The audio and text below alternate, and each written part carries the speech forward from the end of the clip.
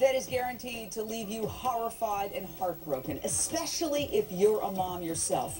A precious, helpless baby was found starved to death and dumped in a trash can behind her family's home. Inside the house, police discovered her twin sister barely alive under a bed. The 2-year-old brother was starving and bruised with a very dirty diaper. Where was Mom? She'd been to another state. Police say 21-year-old Christian Woods left her kids alone at their Florida home for 3 days. We found that when she left these children in the home that there was approximately 6 cups of Jell-O opened and left in the living room for these children to eat, with no water and no juice. And it gets worse from there. The home had no electricity. As we mentioned, no water. Police say it was totally filthy. Can you even imagine 3 toddlers left alone without food or water for 3 days? Oh, yes, there were a few Jell-O cups tossed on the floor. They were wearing the same diaper for 3 days. This really makes me nauseous. The mom reported 18-month-old Malia missing on Monday, saying she might have been abducted. Look at that precious little girl. Police say her story, the mom's, just didn't make any sense. She then admitted to one child had died and had been deposited in a trash can at the rear of the home. And she believed that the other child was still alive. They found the child underneath the bed in the bedroom, still clinging to life. That's right. The surviving twin girl, little Michaela, was in such bad shape, police initially thought she was dead. Then she fluttered her eyelids and everybody rejoiced. Oh, she was alive. Now, take a look at this little boy. The girl's 2-year-old brother, Jeterius, also shows signs of neglect and abuse. Look at that beautiful child. The 2 surviving siblings are now in the hospital recovering from pneumonia and malnutrition. Their mom charged with manslaughter and child abuse. If these kids were being starved, beaten, and neglected, somebody had to have noticed. Why didn't anybody speak up for these poor kids? Where was the Department of Children and Families? Back to my expert panel. I've got to start with Stacey Honowitz. You're the prosecutor. The sickest part of this for me is that while police grilled the mom for 12 hours, her surviving twin daughter, the one she didn't throw in the trash, the one who was in the house, was fighting for her life under a bed inside the home, evidently missed by cops during their initial visit. So it seems likely that this mom knew the clock was ticking on her surviving daughter, and yet she stalled cops allegedly with lies for 12 long hours.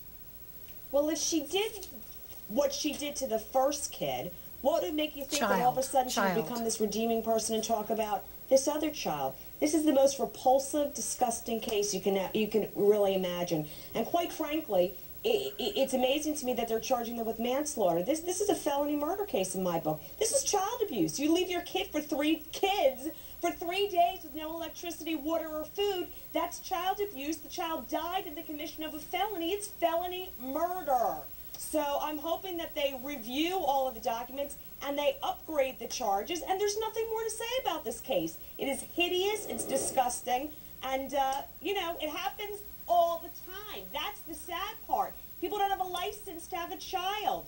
Yeah. DCF goes out all the time. Well, you just raised it. Child welfare workers knew about this family. Somebody actually called to report Jeterius Woods, the boy, was being neglected. Now, we don't have any access to the case file, but we do know that a caseworker who went to the house did not ask that the children be removed and did not see any reason for the courts to get involved. Lisa Bloom, squalor, roaches, neglect, malnutrition, no electricity, no running water. Why the hell didn't a child welfare worker say, get these kids out of this house of horrors? No child in America in 2009 should be in a house without electricity and running water. Let's start with that. When you add to it, you've got a 21-year-old single mom with 3 little toddlers under her care, obviously not capable of handling them. Of course the children should have been taken away immediately. These cases are horrendous, as you and Stacey say, absolutely. But I say there has to be something wrong with this mother. I'm sorry. For her to leave her kids for 24 hours, to leave a child dying under the bed, to put a child in the trash can, this does not show an advanced criminal mind. This shows somebody who has a serious problem. I mean, something clearly wrong with this woman. And the fact that Child Protective Services came and they didn't see it, they've got blood on their hands. I'm sorry, they do. I agree with you. Now, this mom, okay, she was a mother of 3 by the age of 21. We don't know whether the father or fathers of these children is in the picture. She's a single mom. So, obviously, she's in over her head. 3 kids in a home that's certainly not fit to house human beings, not fit to live in. Guess what? But Florida law, you know, I deal with these cases all the time. Florida law says, guess what? A dirty house doesn't mean anything. You can't be charged because you have a dirty home. And this is what happened. This is the result of cases that we get in every single day where parents have disgusting houses, but the law down here says unless the child looks like they're going to die, you cannot charge the mother. And we run into these problems all the time. Michael the law Silverman, needs to be psychologist, changed. how do we stop kids from having kids? Younger and younger girls becoming moms, their kids are suffering because of it. This is our big issue tonight. I mean, this didn't have to happen. Something has really gotten sick about our culture that this is happening more and more, over and over. And why are these kids being encouraged to have kids? So you're bringing up a couple really good points. The first is that as a clinician, it is very hard to make a decision of whether you should remove a child from their parent. I mean, that's a brutal decision that any clinician that's in that sort of situation has to make. The second is, we're not, and Lisa made a very good point, there's something wrong with the mother. And you think? From my experience, this is indicative of a postpartum depression that has gone on far too long, undiagnosed. Oh, and please. No. And James, That is, can I tell you something? All right, hold on. Let Stacy talk. Stacy. You know how many times I see these cases, these women come in. It has nothing to do with postpartum. These are young girls that have kids, that don't have a higher education, that aren't taught how to raise a child, who think that screwing around in high school is great, who aren't taught by teachers. All right, one at a time. All right, now Lisa Bloom, go ahead. We had a state in this country that briefly actually offered a solution, and that was Nebraska. Remember, they had a law briefly where anybody could drop off a child at the local police station or hospital, no questions asked, and it turns out people were bringing teenagers in. It was supposed to be for infants, but there was a loophole. People were bringing in 9 kids because they just couldn't handle them.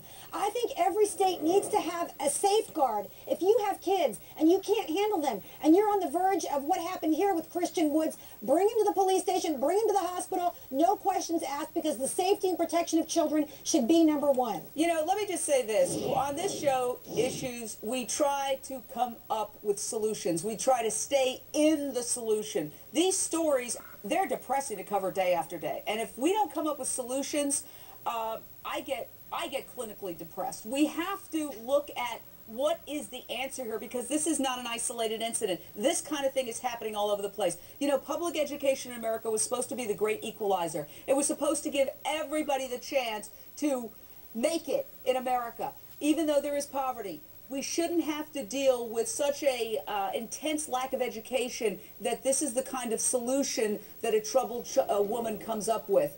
But it's not working. Our school system is not giving young girls and young men, because obviously it takes 2 to produce a child, the kind of information that they need to avoid having 3 kids when you have no business having 3 kids, when she doesn't have a job and she's obviously not equipped to take care of kids. Stacey Honowitz, you have the final word.